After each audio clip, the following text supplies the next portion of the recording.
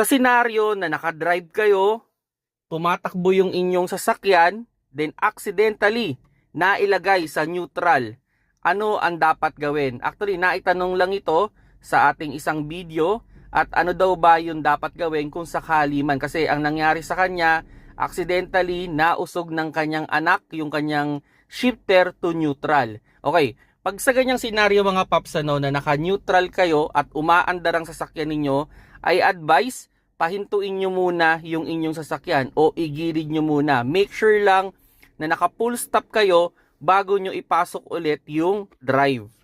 Okay? Kasi ang senaryo kasi dyan, halimbawa, naka-neutral kayo, nagko-cruising kayo, mga around 60 kph, bigla ninyong pinasok yung drive.